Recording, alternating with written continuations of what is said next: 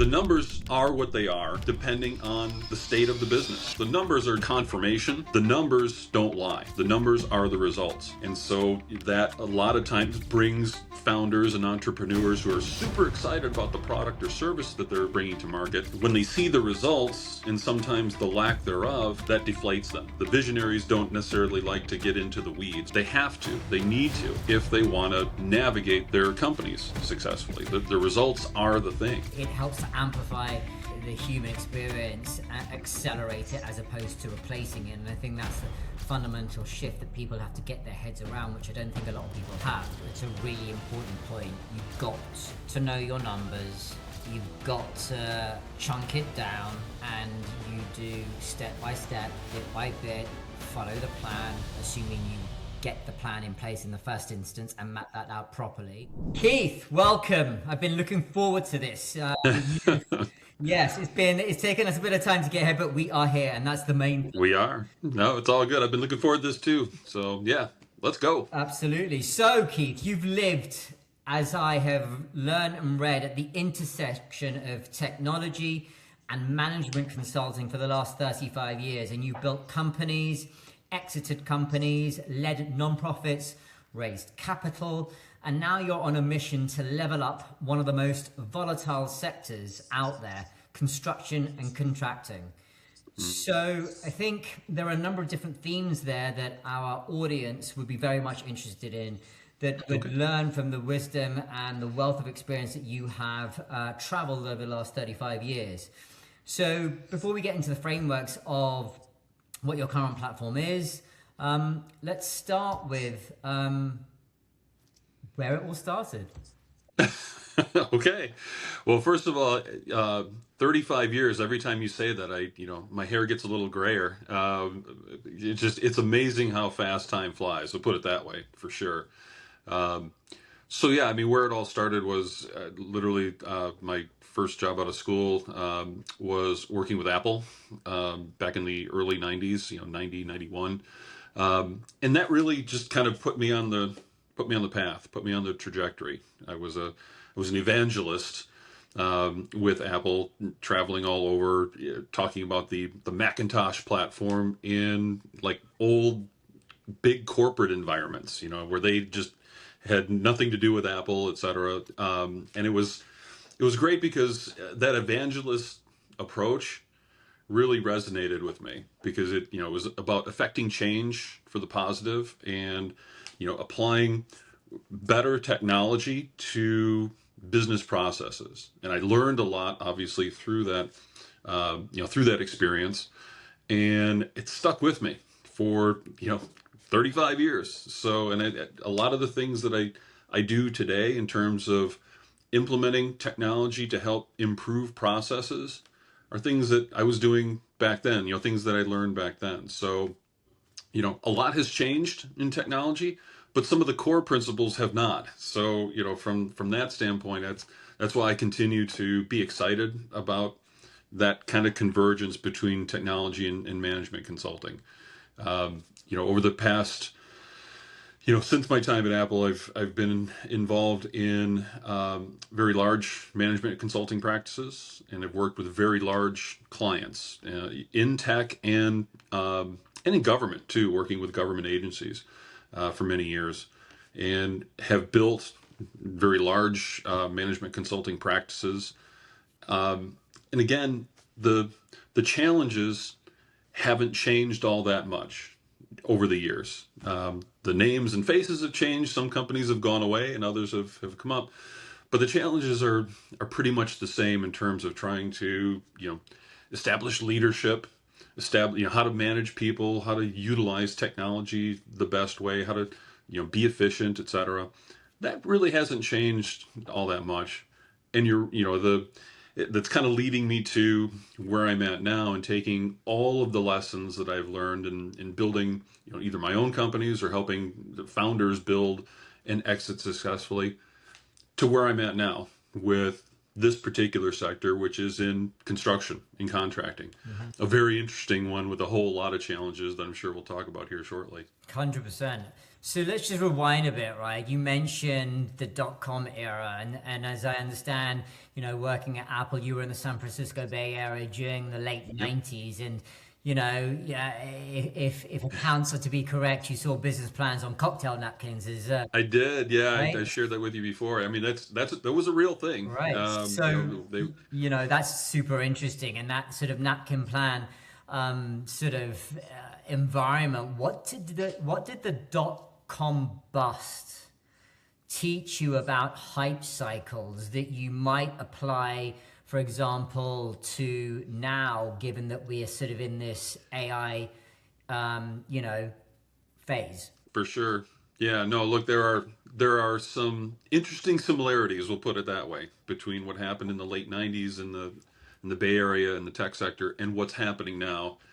And I think, technology just generates a lot of excitement in business and so forth, and in life, because it is meant, the promise of technology is to make our lives easier. It always has been. And so everybody gets excited about that and the promise of it. And the excitement doesn't always lead to rational thinking as it relates to investment, right? And we saw that happen in the late 90s, early 2000s with a lot of companies that, quite frankly, should have never been funded, because those ideas on the cocktail napkins probably should have stayed in the bar as opposed to being funded. And it's life lessons for sure.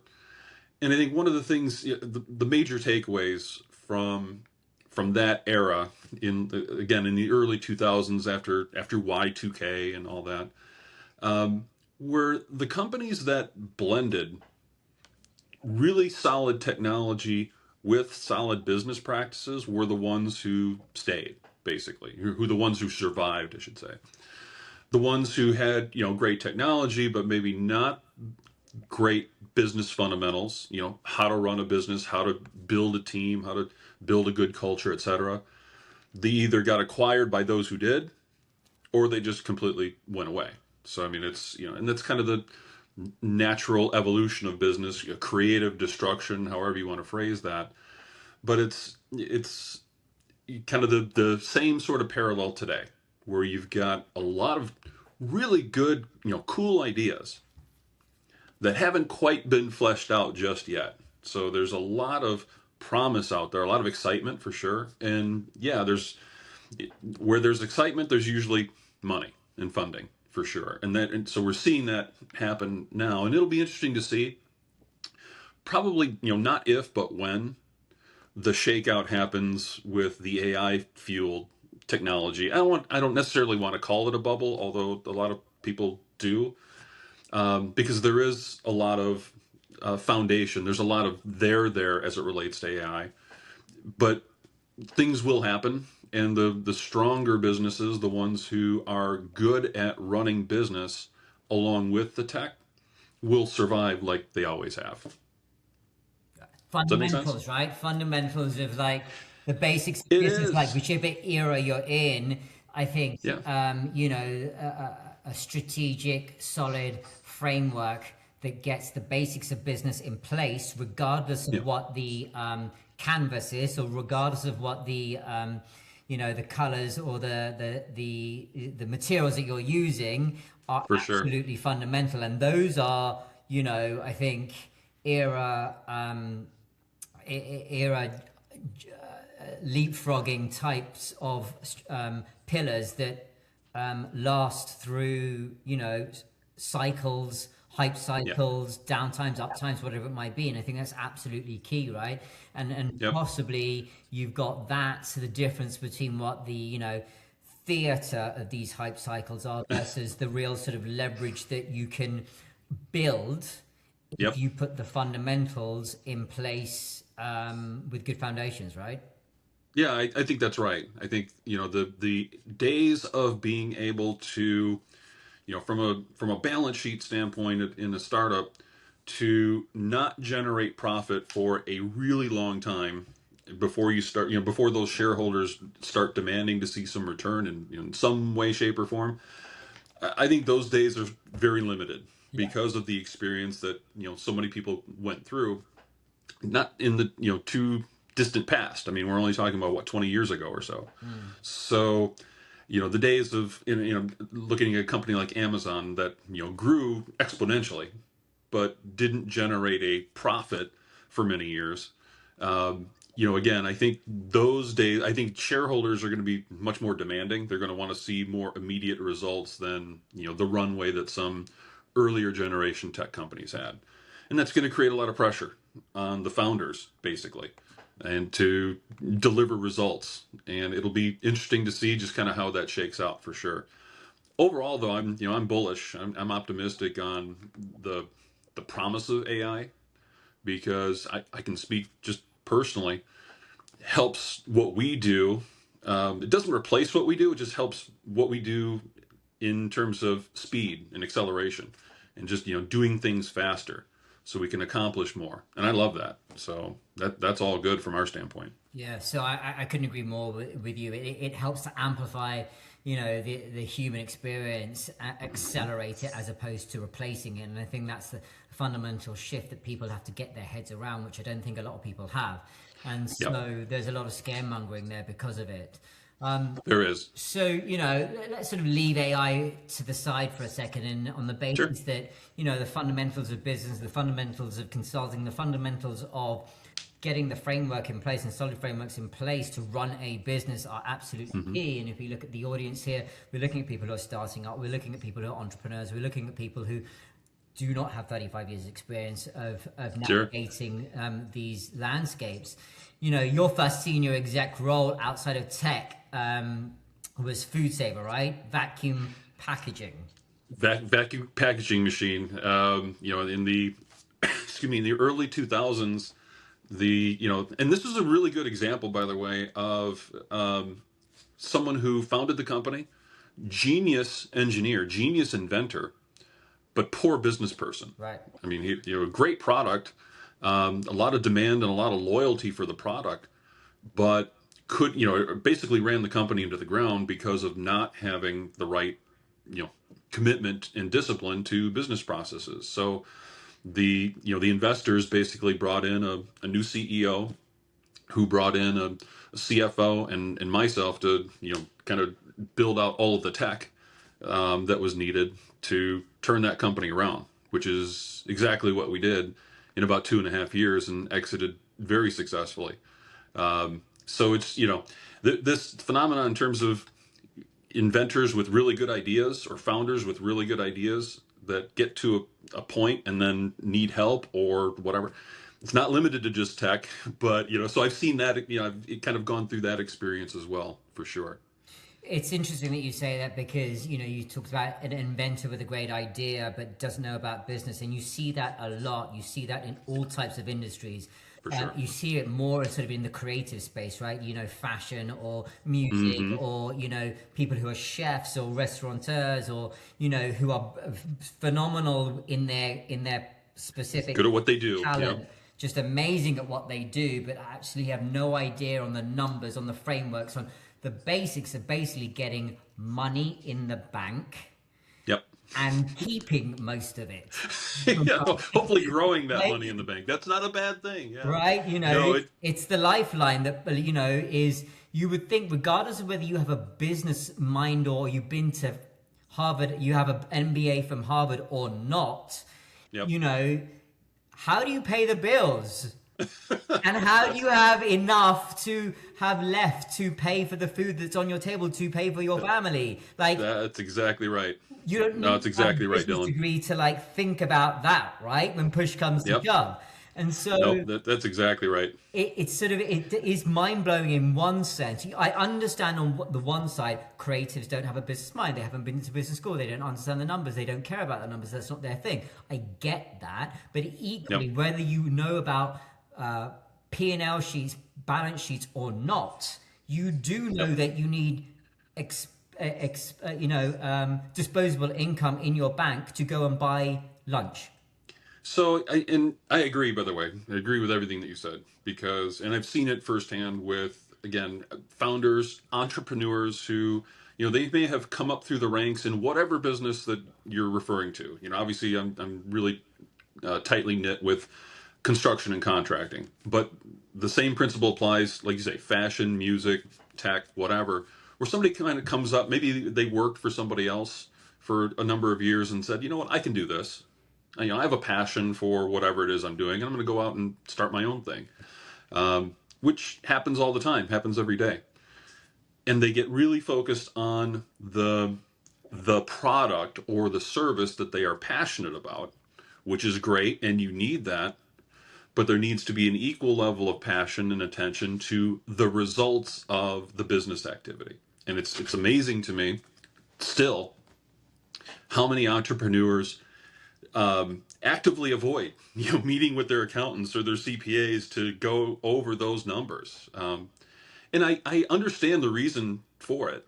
I mean, it's not logical, it's not rational. So if you're looking for reason here, you're not going to find it. It's basically pain avoidance. It's having to deal in reality with, whether it's a P&L that is upside down or a balance sheet that's upside down.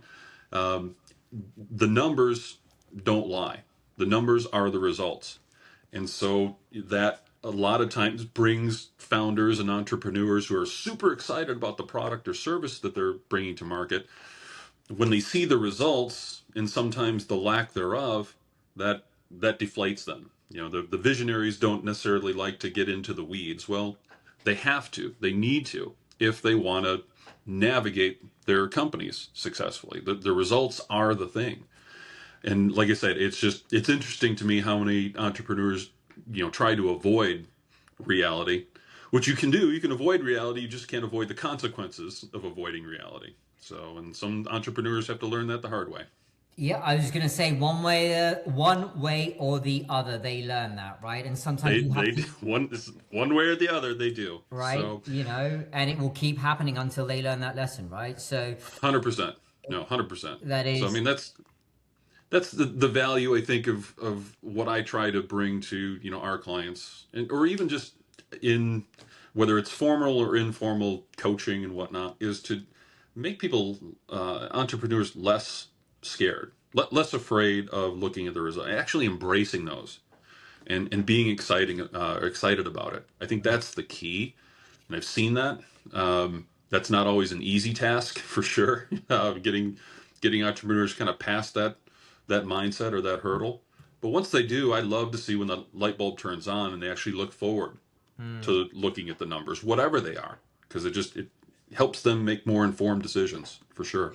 it's quite, yeah, I understand like the inventor who has an idea and a product that they sort of like, you think about the mad professor in like Back to the Future who has this like crazy idea in his garage and he's like, he's beavering away creating this like incredible thing, and you understand that type of person not caring about the numbers or the framework or this, that, and the other. I get it because they're in the more that creative space. But an entrepreneur that's say sitting in, the Bay Area or San Francisco or like, even these new hubs in Dubai or even in, in parts of Europe and the United Kingdom who are, I want to make $1 billion. I want to make $100 million. I want to exit. I'm like, how do you not think about the numbers? I'm scared about the numbers if that's what your goal is, right? So I've seen and worked with guys and women along those lines where they have a great idea and they also kind of fool themselves a little bit by putting together a business plan at the very start of their venture, right? Either because they have to, because they need to have something on paper to secure funding from an angel or a VC or whomever or bank. They put that business plan together. They might get some initial funding from that plan, and then they never look at that plan ever again. That's the other trap that a lot of entrepreneurs fall into. So once they get that initial, whether it's Series A or seed funding or whatnot, they just kind of go off and do their thing and not manage according to the plan. How are they not held accountable to the plan if that's the reason why they got the plan? They got 100%. So that depends on the source of funding. Right now, some VCs, actually most reputable VCs, are going to hold entrepreneurs accountable for sure. Angel investors, and angels can come in a variety of shapes and sizes. They could be friends, they could be family, they could be colleagues. That there's a little less accountability in those sorts of scenarios. So it really just kind of depends on the relationship that the founder or the entrepreneur has with their investors. But in any case, I think where I've seen a lot of things go off the rails is again where entrepreneurs, they will take the time to either build that business plan or have it built for them, and then they don't follow it. And that's a double whammy, because not only are they not following the plan, they're not also, tracking the actual results either, and they're just kind of focused on the product, the service, whatever shiny object is in front of them, without giving enough time and attention to the results. And that's a great way to not be sustainable in the business. Wow, that's Yeah. I find that quite surprising, right? You know, I find that quite surprising. Yeah, I mean, it's again depending on the sector. Right. There are a lot of entrepreneurs that just they haven't done a business plan before, and that's, it's not to say it has nothing to do with necessarily education or anything like that. You don't know what you But a don't lot of know. entrepreneurs, what's that? You don't know what you don't know. You don't know what you don't know. That's exactly right. And unless you, and the other part of this, just kind of related, is somebody might have come up through the ranks of working in another business, but not had to be responsible for a budget or a P&L before. And so now, not only do they not have necessarily the formal education, they don't have the experience to put those sorts of plans or those numbers together, and have never been held accountable, even in the roles that they were working with another company. So again, they're kind of starting off with the background that they need to focus on the things that they don't know, but then they get into this entrepreneur time, crunch, where they're so focused on just trying to generate some revenue and, and build some sales and so forth, that they don't focus in on the other very key components. And it's a challenge for sure. But those entrepreneurs that are successful, they get it. They understand what they don't know, and they go figure it out. They either bring on a consultant or bring on the people that do know, and surround themselves with competent, capable talent, and build that business the way that it should. Which is where people like you come in, right? Which is I phenomenal. hope so.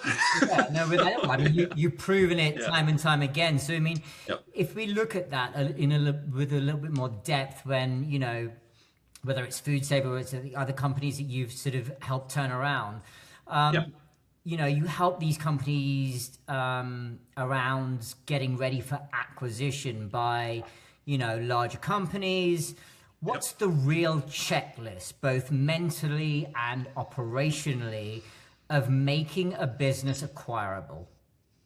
Really good question, and it's a little subjective, as you might suspect. But by and large, the checklist um, is the company profitable, right? I mean, it seems self-evident, but it's there's a lot that goes into that. It's not necessarily just showing profit on paper, but to what extent is it profitable? Why is it profitable? And I'll just pick out a particular thing that private equity firms or other firms would look at if they were doing diligence on a small company that's looking to get acquired. Something called key man risk, right? So if the entrepreneur is the one who is bringing pretty much all of the value to the company, meaning all the relationships with customers are based on their relationship with that key person, then even if the company's profitable, you might not get the valuation that you're looking for if that entrepreneur is deciding, hey, I want to get the big check and head off to Maui or Tahiti or wherever. So there's that part, and that happens a lot, by the way, where entrepreneurs are so indispensable to the business, even if the business is profitable, that it's a risk, right, for someone else to come in and try and manage those relationships.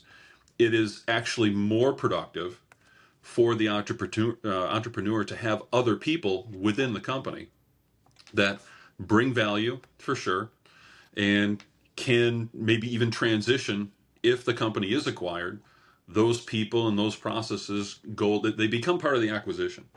While the entrepreneur, sometimes they stay through an earnout, sometimes they do take the big check and go off and do something else. But it's, and that's one fairly common sort of component that entrepreneurs are surprised about, that they don't get the valuation that they think they're going to get because they're doing everything, right? I mean, they are literally the business. Which is the problem. That is that's a problem. It can be. So, it's one of those things where, and this goes back to what an entrepreneur, what a visionary really should be thinking of if they are looking to increase the value of the equity in their business. And that is building a team, building the product and building the service for sure, because you got to have something to sell. You have to have something to offer. But the more good people you can put into place in each of those functions of sales and marketing, operations, R&D, if you're doing that, that actually levels up the value of your company exponentially, because now you've got really something, you've got a culture, you've got customer relationships that are not singularly dependent on one person, and of course you have a product and or service that has inherent value as well. So it seems counterproductive to a lot of entrepreneurs that, I've got to hire this person, I got to hire more people in order to increase the value, I got to spend more money to make my company more valuable.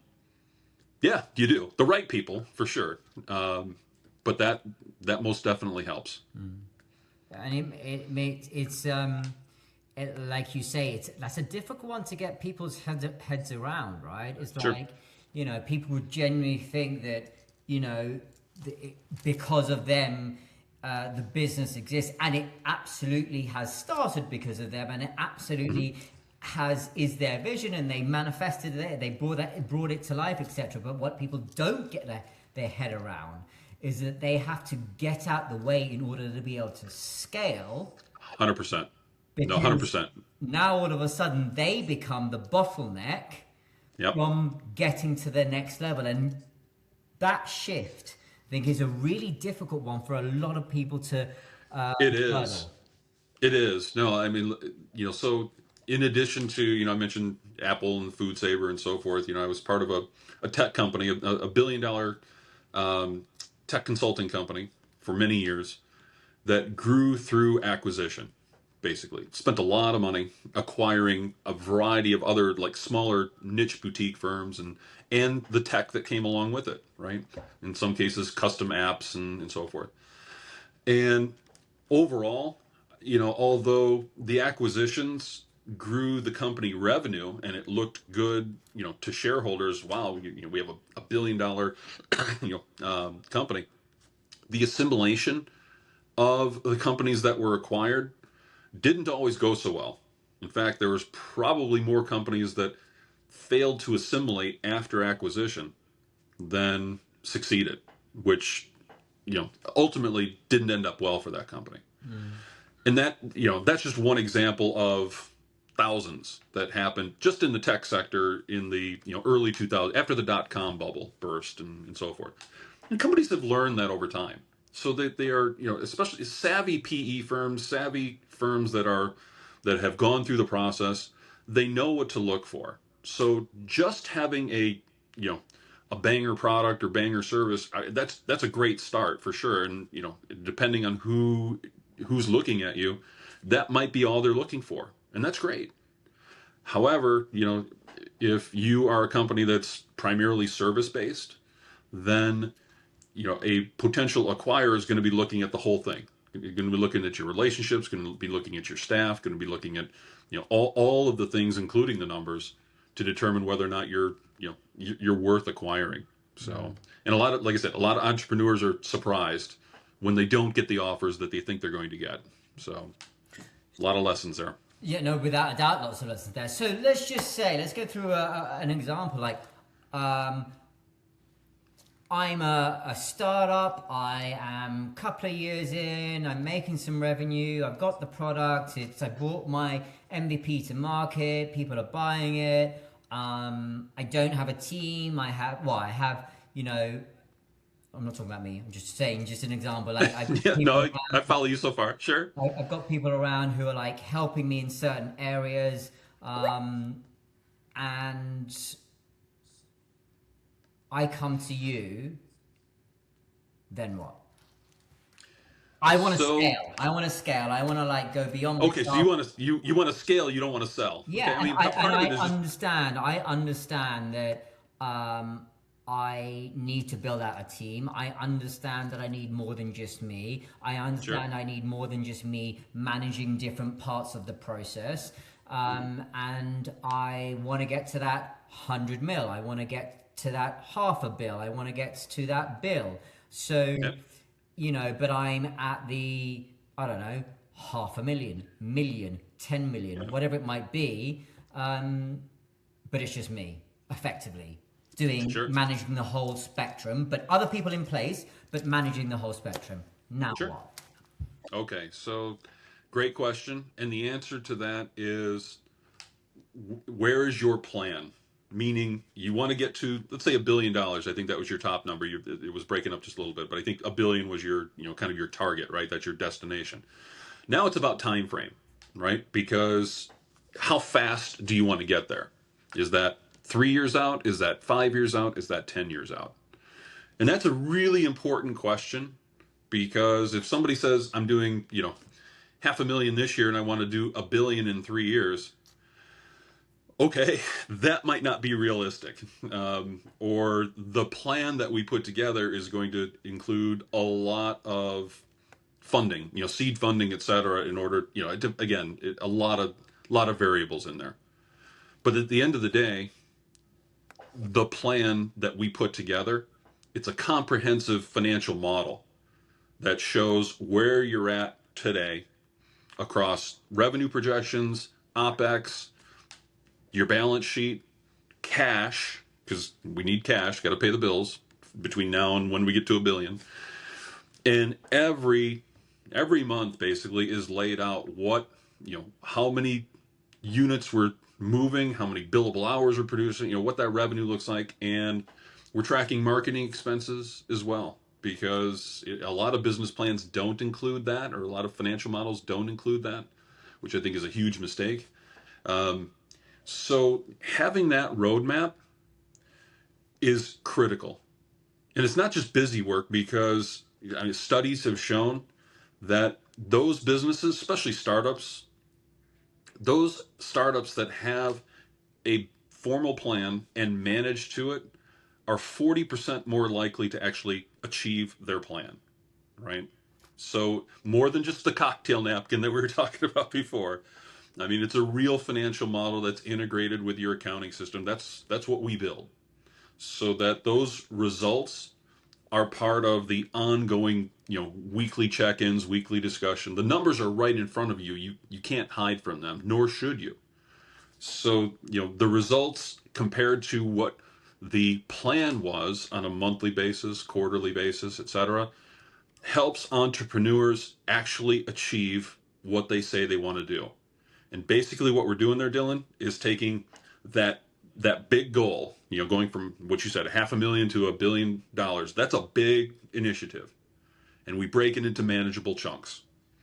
I find that is the most consistent way to be able to achieve big things, is breaking them down into small manageable chunks and then checking in on a regular basis. How are we tracking? How are we doing against that plan?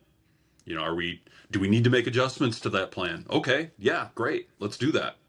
And then, almost like GPS, when you're driving on your GPS and there's a traffic accident ahead, and Waze or Google Maps or whatever reroutes you around to get to the destination due to things that happen. A well-structured financial model does exactly the same thing. It shows you the destination, and if you need to make adjustments based on, new opportunities, market conditions, whatever that might be, you make those adjustments, but you stay on plan. So, but when you don't have those directions, when you don't have that model, you're just kind of flying blind and hoping that things work out. And hope is not a plan. It is Hope not. is not a plan So for sure. So basically, it then becomes a numbers game. it's always a numbers game. even if you don't want to acknowledge it, it is always a numbers game. Because look, you need funding to get started. Entrepreneurs understand that. Whether you are self-funding from your savings or your 401k or whatever, or you're soliciting funding from friends and family or other angels, or you're doing a more formal route through VCs and banks, it's always a numbers game. And that's not a bad thing. Numbers are not anything to be scared about. It's just reality. So yeah, it's always a numbers game. So absolutely, and I think it's a really important point. You've got to know your numbers.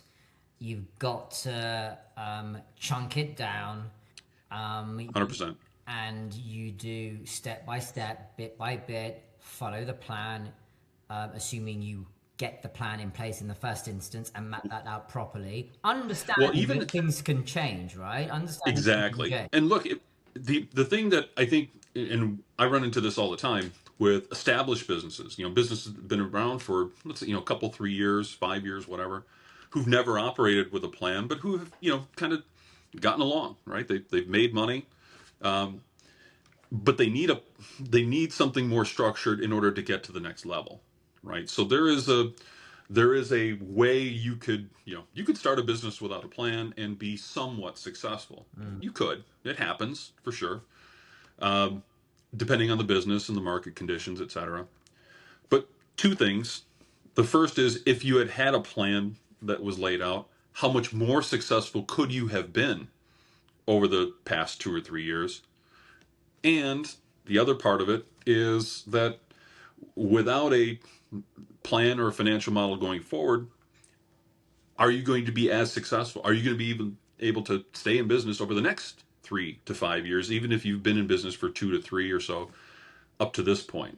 So, having that model and having those KPIs and targets and so forth isn't a constraint. It's not limiting the business. It actually helps free you up to think about all the things that you need to think about anyway, in sales and in marketing and in operations and in finance. All the things that could come up to derail you from where you want to be. When you go through that planning process and then check in regularly, you actually are more proactive in dealing with the potholes that come up, which is great. It's better to be proactive than reactive. And this approach helps you to do that. It helps you to address those challenges that are inevitable. But if you can be proactive, the impact, the negative impact of those challenges is greatly diminished, usually, by a more structured approach. So plan in place, chunk it down. You take the big numbers down to smaller numbers and you work on them step by step. So yes, sir. What do you do when the numbers are ugly? And how do you balance accountability with morale? Ooh, that's a great question. All right, so when the numbers are ugly, well, look, the numbers are what they are, depending on the state of the business, right? The numbers are, and entrepreneurs typically, even if they're not meeting with their accountant or their CPA or whatnot, they usually have a pretty good idea of how the business is performing and so forth. So the numbers are just either confirmation. They're rarely a surprise, or at least they shouldn't be. They're confirmation of what entrepreneurs kind of feel in their gut, when things aren't going well. So, it's always better to know exactly where you're at so that you can, accommodate accordingly. So bad numbers, when we're talking about things that are coming in short of target, should be a catalyst for conversation. How do we get back on track? What do we need to do to fix this problem? Here's the thing, and when I coach business owners and entrepreneurs, they are CEOs, presidents, etc. Two things that I normally tell them. Number one, you should change your title to Chief Problem Officer, because that's really you should be looking for problems. Don't hide from problems. Go look for them, because they're going to find you one way or the other. So you might as well be proactive. and we could talk a little bit more about the framework that I use to help flush those problems out more proactively. But the other thing is that CEOs, entrepreneurs, they should be masters of whack-a-mole, if you remember that game, because that's basically what you're doing. When you solve whatever major fire or challenge is going on in sales, guess what? There's going to be something that happens in marketing. And when you solve that challenge in marketing, guess what? Now you're going to jump over to operations or R&D or something internal. And when you solve that challenge, guess what? You're probably going to get pulled back into sales for a fire that's burning there. Just know that. Embrace that. That's part of being the chief problem officer is knowing that there are going to be issues that come up. Don't shy away from that. Embrace it. Be the chief problem solver. Play that whack-a-mole game. Keep everything on track, which I think answers your second question about morale. Because typically the senior executives underneath the CEO or line managers or the staff, they take their cultural cues from leadership. And if leadership avoids dealing with problems, right, then that creates a really dysfunctional culture. Because usually the people that are closest to the problem are the ones that are they know the most about these problems, and when they go to leadership for leadership to solve it, and leadership says, we'll deal with that some other time. They turn a blind eye to it or put their head in the sand. That's what causes a lot of morale problems.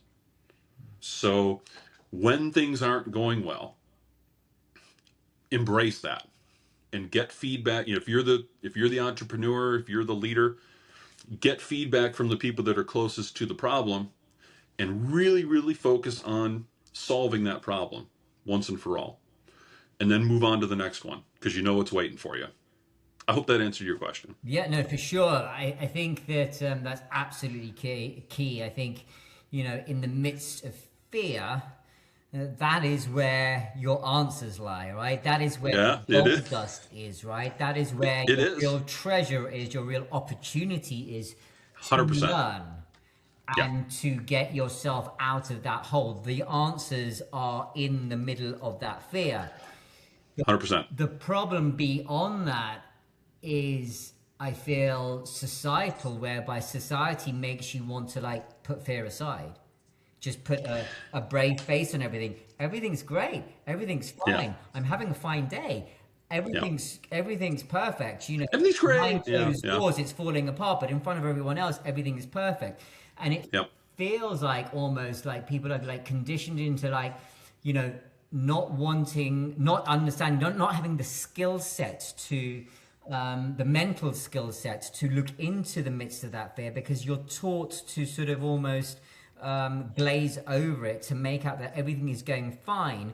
So how do you build a culture of anti-fear? How do you build a culture of when you go into these companies of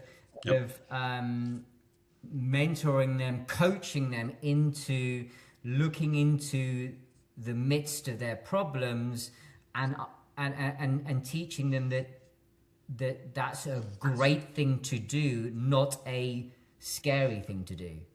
Yeah, no, good question. So we talked a lot about business plans, financial models, etc.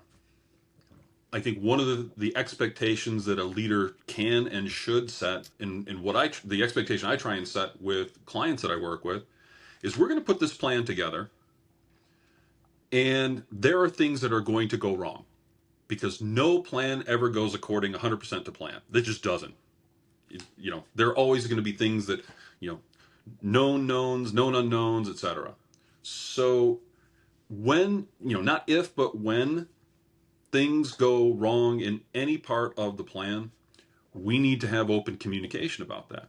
Don't be afraid to tell me when something is going wrong. Because the fear that you just mentioned, Dylan, is most people are afraid of the reaction or the perceived reaction of bringing bad news or, just having to face something that's not going right.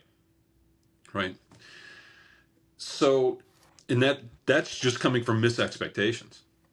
If your expectation is that we're going to put this plan together and we are going to manage and navigate to it as best we can. We're going to try and hit each of these targets. And when we do, great. We're going to pat ourselves on the back and we're going to tell ourselves to do it again, usually. And for those instances where things don't go according to plan, we're going to have a conversation about how to get it back on track. And I think from a leadership standpoint, and this is something I have to work with a lot of, entrepreneurs on, not getting too high when things are going well and not going too low when things aren't. You as the leader have to have that sort of rational approach for your own sake, for your own mental health, for sure, but also for the culture of your team, so that they're not afraid to share information with you, whether it's really good or not so good. That they know that they're going to come to you and you're going to, be even keeled, be supportive, and figure out a solution and not just point fingers. Then you're going to have better communication, you're going to have better culture, and ultimately you're going to have better results. And I've seen this 100 bajillion times. Now, I will tell you from personal experience, you mentioned my background with FoodSaver. I was a young senior executive. I was in my early 30s. I think it was 30, 31. I did not always have this approach. I did not always have this mindset. I was more of the, traditional, I say you do, basically. Command, control, here's what you need to do. Tell me when it's done. And if it's not done right, I'm going to come after you. I was more along those lines. Maybe not quite as harsh. I was working in the Bay Area, by the way, so we couldn't. We had some culture things there, but I was certainly not as open to more of a collaborative environment with members of my team as I am now. And I've learned over time, maybe it's maturity, just experience, whatever, that the best way to get the best out of people is to, show them what you want, set the expectations appropriately, and then be there to help solve problems. Work with them to help solve whatever challenges come up. I find both personally and with the people that I coach, when they adopt that approach, and for some of my clients, it's taken them a hot minute for them to get around to that mindset. But when they do, they find that the culture improve and the results improve dramatically. So that's, that was a long answer to your question, and it's not an easy answer. It's actually an easy answer, just hard to put in practice, especially if you don't already have that mindset. Yeah, no, absolutely. So, I mean, you said that, just now, earlier in your career, you were more rigid, and now Yes. you're more calmer, more adaptive. You talked about time being a factor, but what really changed? Was it pain? Was it a inflection point? What happened?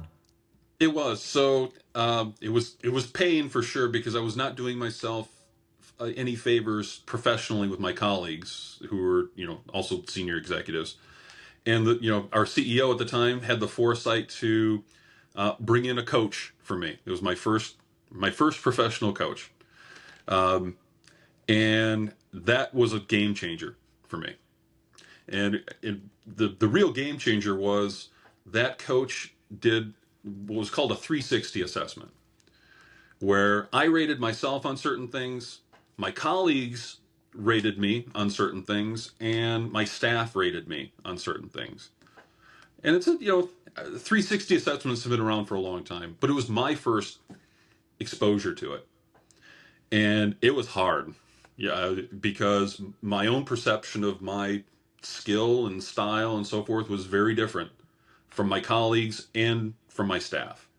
And so, speaking of dealing with reality, that was a painful moment for me. I wasn't as, charming as I thought I was, or something, I wasn't as an effective leader as I thought I was. We'll put it that way. And in hindsight, that was the best possible thing that happened for me in that career, to learn that and learn those lessons, and then implement a different way, a different approach, basically. And that approach and those lessons learned, I still apply to this day. So that was kind of the inflection point for me. Interesting. So if an entrepreneur listening to this right now, feels that they're behind or overwhelmed and afraid to look at numbers, afraid to really look at reality of where their business is at, what's the Yep. first step that you'd give them to do in the next 24 hours? Find a coach. I mean, or if not a coach, then somebody that you can rely on to get helpful advice. Again, whether you're paying that person or maybe somebody, maybe you're part of a networking group or something along those lines that you can, find a mentor. Because I think one of the things that happens with entrepreneurs is they get in this silo. They feel like they have to, it's them against the world. And it's not every entrepreneur that feels that way. I'm not trying to paint with a broad brush, but I've seen it enough where there's just a lot of guys who kind of take the whole world on their shoulders and feel like they've got to put blinders on. Please don't do that, because there's a lot of support out there for you to give you the answers or give you the guidance or just be a sounding board that you really should take advantage of, for sure. So definitely do that. Number one, that's the easiest thing you can do in 24 hours is look for expertise in areas that you don't have. And a really, really good example, just to kind of put a bow on that, if you're an entrepreneur that is not really good at finance, find yourself a really good CPA or a fractional CFO, and work with them on building that financial model. That, I would recommend that no matter what. So, that's something that an entrepreneur can do pretty much straight away, is find some additional support. Then the next thing after that, I just mentioned, if you don't already have a plan that you believe in, and by believe in, I mean that you are referencing every month and every quarter, not one that you put together a year or two ago and haven't looked at since, you don't believe in that plan. Right. So put that plan together as your next step, preferably with somebody who's, been there, done that, because that's just going to help set you up for, even greater success. Those would be my kind of 1 and 1A recommendations. Sure. So, I mean, just following on from that, what's one belief that you hold about business that most entrepreneurs you've seen learn too late? The value of money. The value, it seems self-evident that entrepreneurs would be, all about the money or whatnot, and some are, and it's not necessarily being all about the money, because we're not trying to create wolves of Wall Street here, because that's kind of the extreme. But again, entrepreneurs, a lot that I've run across in my career, they don't value themselves and the money that they need to, or the skill of managing money. They are, even the ones who are good at fundraising. I've seen a lot of entrepreneurs are really good at fundraising. I mean, they go into a pitch meeting and they're like Don Draper. They're amazing. But then they lack the skill of being able to manage that money that they get from the angels and the VCs and so forth effectively. And they start overspending, deviating from plan, all those sorts of things. And it all comes down to money is it's the fuel of your business. I mean, whatever your business is, whatever your passion is, money is the fuel for that. And you should treat it as such. And I see, again, through a lot of different businesses over the years, not enough respect is paid to the value of managing money correctly. So, wow, that's huge for sure. The value of money, without a doubt. I mean, it's the lifeblood, right? It's the energy fuel. It is of any business. Without it, you're dead. Yeah, it is literally the difference between survival and failure. Yeah, and I see that acutely here in the construction sector. I think I shared with you that the construction sector is more volatile, meaning the survivability rate for construction businesses historically, for new construction businesses over a 3-year period, it's only about 56%. wow. Right. So any construction company that starts yesterday only has about a little over 50% chance of being around 3 years from now, and that's less than restaurants, by the way, wow. Food service and retail, which I didn't know up until a few years ago. But that's a trend that's persisted for a long time. So, my purpose and, what we're doing here is, working with contracting construction companies to help level them up, level up that skill set, in terms of managing cash, managing finances, because, again, that's the lifeblood, right? But those principles apply to any business. Right. If you're not managing your financial part, and you don't have to be a quote unquote bean counter or a CPA. That's not what we're talking about here.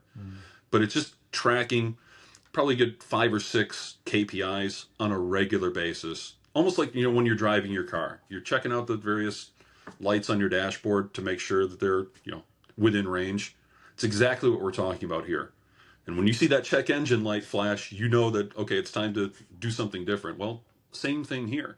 But if you're not looking at those instruments on the dashboard, who knows where you're going? Right. So, you know what I mean? So, I mean, it's what you just said there. It's quite shocking. Construction businesses' survival rates are lower than restaurants in the US. I mean, why is that? A lot of it has to do with exactly what we've been talking about. Wow. Managing cash during the various peaks and, the peak seasons and so forth. So, this time of year, especially in the Midwest, upper Midwest, Northeast regions of the U.S., construction, especially like roofing companies and so forth, they kind of come to a halt. It's hard to build in the snow when it's 10 below zero. So a lot of contracting businesses look really good on paper. They look great on their P&L, meaning they're showing profit, but they don't have cash in the bank because it's all been spent. Right? It's been spent by the owner on different things, and they don't have the cash in order to keep their crews, or they might have made just big purchases at wrong times of the year, and now find themselves without cash and having to shutter, and that happens a lot. So, yep. Wow. So as we sort of come towards wrapping up here, what are you building with Equity Acceleration Partners, and what does winning look like for your platform in the next 3 years? Sure. So what we are building is, I alluded to it just a second ago. We're exclusively focused on working with contracting construction businesses, even smaller businesses, by and large. Our sweet spot is right around that 5 to 10 million range, and those companies who want to significantly grow, they want to double in size or even bigger.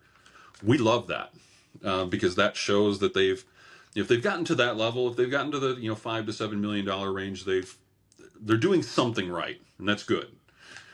If they want to scale to 50, 75 million, they're going to have to adopt a lot of these processes that we've been talking about for the past few minutes.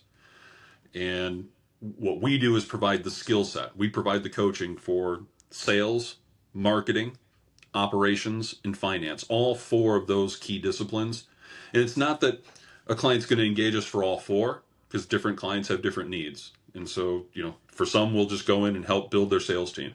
Others, we will help build the financial model and get their, financial house in order. So we have some flexibility in the coaching expertise that we can provide to those customers.